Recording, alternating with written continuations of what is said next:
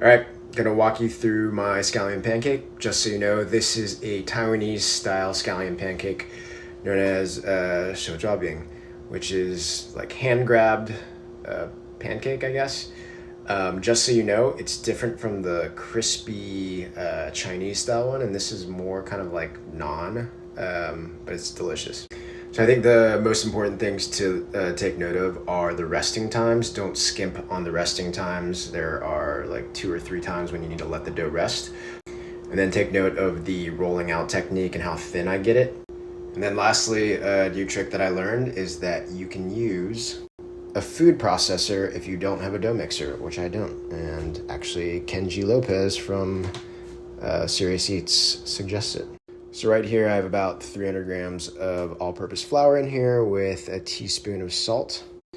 Once I get a little bit more confident with this recipe, I might test out things like a little bit of sesame oil in order to flavor the pancake itself. So as you're putting water in here, you want to be lightly drizzling it in as you're running the mixer.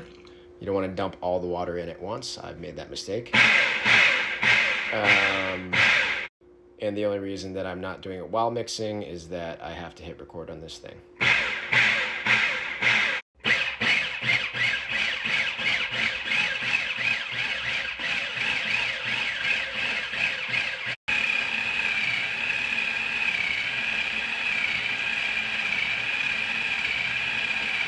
Now, I didn't actually run it that long, but if you're touching the dough and it's sticking to your finger too much, I still think I need to run it a little bit more. You'll know that you have to run it more when it's sticking to your finger like that. All right, so I've actually let it run for a couple minutes, stopping to press the dough down into the food processor to make sure that it's actually kneading it and developing gluten. But when it's all done, you should be able to take it out. It should be pretty soft. So when you press it, it's not going to bounce back. But also, you know, my finger isn't really sticking to the dough unless I like jam it in there. So then the next step is to get it ready to rest. I watched this Chinese language video where they had this technique of making sure the whole thing was smooth, and you essentially start like tucking in the folded areas.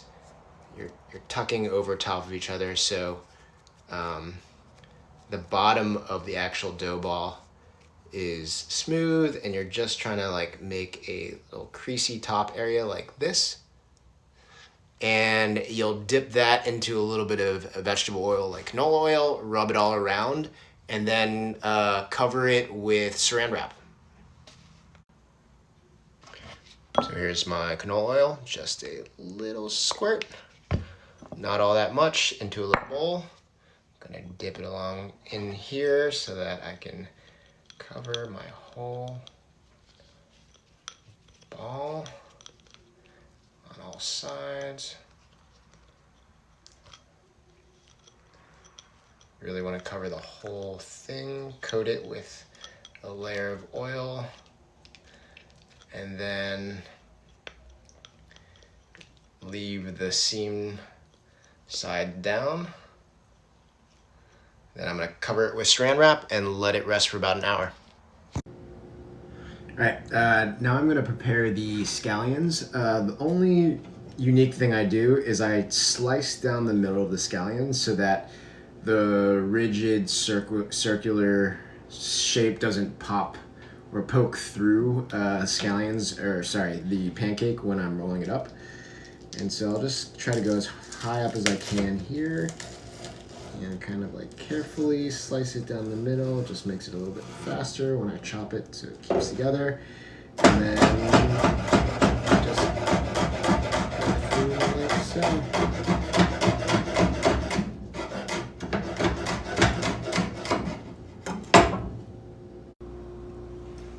All right, my dough's rested for about an hour, actually a little bit more than an hour.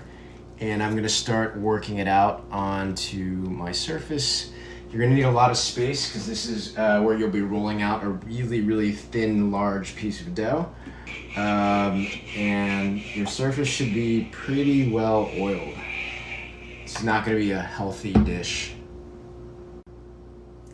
All right, so if you did your recipe with 300 grams of flour, that's meant to be 4 different pieces, 4 different pancakes. So I'm just going to kind of roll this out into something of fairly even proportions.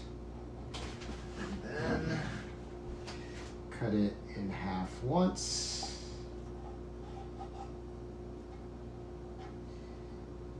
Again, making 4 different pancake balls. All right. Now, the recipe calls for doing the same thing, kind of folding over the edges to try to make a nice round center.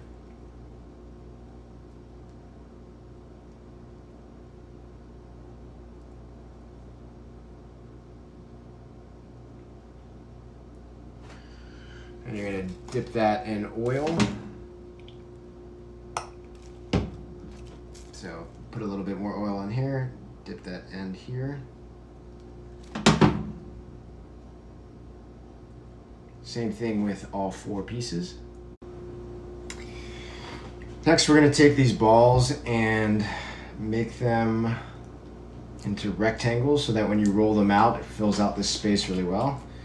Kind of like try to get it into as rectangular of a shape as you can, and then you fold over to the middle, both sides on those rounded edges, so that once you flip over, it's a nice little rectangle, like so. All right, here's now the important part of rolling out this dough. So you've got your little rectangular piece right here, and you're going to start by kind of like pressing it out to get this started, and you want to keep it rectangularly aligned with your rolling surface. And we're going to start by rolling it out, and essentially we're going to roll this out as thin as we possibly can, like to the point where you're going to see the surface underneath the skin shining through. All right, gonna try to show you this here. It is, oh, fuck. Well, you can probably see it. It's incredibly thin right now. I can see the wood through the dough. We're gonna sprinkle just a little bit of oil on here, not a ton. There's like a lot of oil on there already. And this is when you add your scallions. Now, with this type of scallion pancake, you don't actually add that many scallions. In fact, if I understood it correctly, they were like, do not add too many scallions. It'll like break the skin, and I couldn't understand the rest of the Chinese. But I'm going to try to keep this pretty light on scallions, just enough so that we remember its namesake. Okay, and so once we have sprinkled a few scallions on here, we're gonna peel this up like so. See how skinny this is? And you don't have to be so careful about it. You're just kind of like, and if it rips, it's okay. And you're just kind of like trying to bundle it up. This in itself is creating layers with the oil that you've already put onto it. You're gonna like stretch it out a little bit and then start your rolling process, which is a coiling process from one end